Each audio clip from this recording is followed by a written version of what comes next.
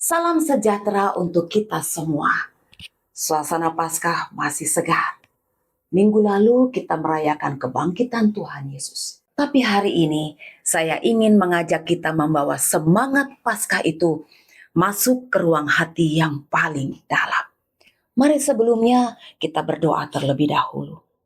Tuhan, terima kasih untuk kasih-Mu yang sudah menebus kami dari dosa. Biarlah kami berjalan dalam kemerdekaan ini menjadi orang-orang yang menyaksikan kebaikan Tuhan dan memuliakan Tuhan. Dalam nama-Mu Tuhan Yesus kami berdoa. Amin. Coba lihat sekeliling. Mungkin ada daun kering berguguran di halaman. Kelihatannya sederhana. Daun itu sudah mati. Tapi pernahkah kita sadar, dari daun yang membusuk itulah tunas baru justru muncul. Hidup baru lahir dari apa yang tampaknya sudah berakhir. Atau ingatkah kita tentang cerita keluarga? Mungkin ada paman atau kakek kita yang pernah jatuh bangkrut, berbuat salah, dan dianggap tidak berdaya. Tapi justru dari kegagalan itu, dia belajar rendah hati, menjadi lebih bijaksana, dan menyelamatkan anak cucu dari kesalahan yang sama. Itulah Paskah yang sesungguhnya. Hidup muncul setelah kematian. Sekarang mari kita tanya pada diri sendiri. Apakah kita masih suka ziarah ke kuburan? Maksud saya bukan kuburan sungguhan, tapi kuburan masa lalu kita sendiri. Kuburan itu mungkin bernama pemarah, sehingga anak-anak takut pada kita. Atau bernama orang tua yang gagal, karena anak kita hidupnya berantakan. Atau kuburan tersebut bernama sudah terlalu tua, sehingga kita merasa tidak berguna lagi bagi Tuhan. Setiap hari kita duduk di kuburan itu, kita meratapi diri, kita menyesali diri, kita biarkan rasa bersalah menyayat hati, dan akibatnya kita hidup tanpa arah. Karena identitas kita masih melekat pada batu nisan itu dan bertulis, disinilah si pemarah, disinilah si kalah. Saudara, di masa Paskah saat ini, inilah waktunya kita berhenti hidup di kuburan masa lalu. Paskah bukan hanya tentang Yesus bangkit dari kuburnya. Paskah adalah undangan pribadi bagi kita untuk bangkit dari kubur masa lalu kita.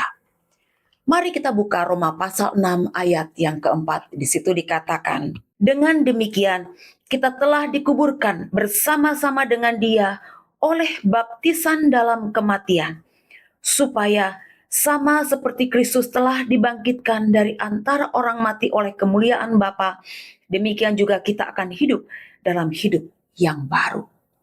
Perhatikan kata hidup yang baru.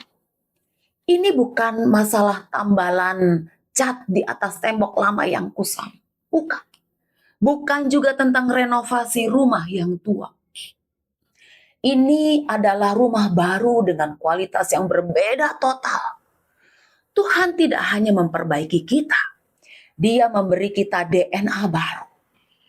Mungkin dulu kita pemarah, sekarang kita diberikan hati yang sabar. Mungkin dulu kita egois, sekarang kita diberikan hati yang mau berbagi. Masa lalu itu, kalau sudah kita serahkan pada Tuhan, maka masa lalu itu bukan lagi jadi akhir cerita. Justru hal tersebut menjadi pupuk, menjadi tanah yang subur bagi Tuhan untuk menumbuhkan sesuatu yang baru dan indah dalam hidup kita. Jadi hari ini, di hadapan Tuhan, mari kita sadari dua hal. Pertama, masa lalu apa yang masih sering kita kunjungi dalam pikiran kita? Apakah label gagal masih kita tempel di dada? Padahal Tuhan Yesus sudah memberikan jubah kebenarannya yang baru untuk kita kenakan.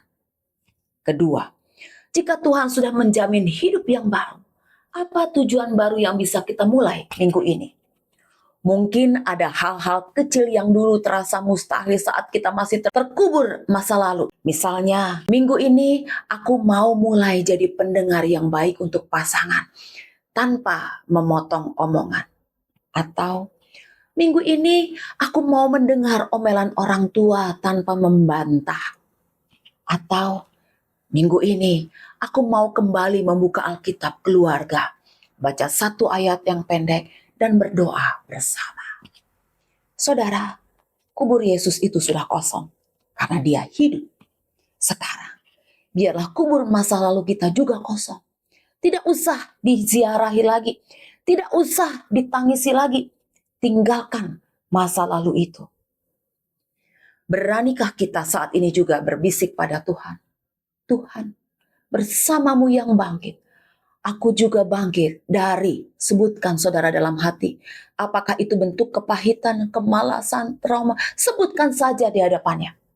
Atau kita berbisik kepada Tuhan, sekarang aku mau hidup dengan tujuan baru, dengan kekuatanmu.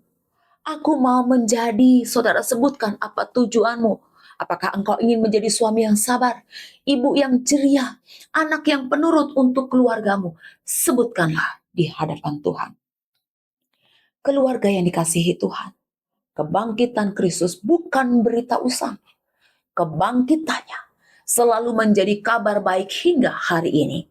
Karena kebangkitannya kita bisa diubahkan.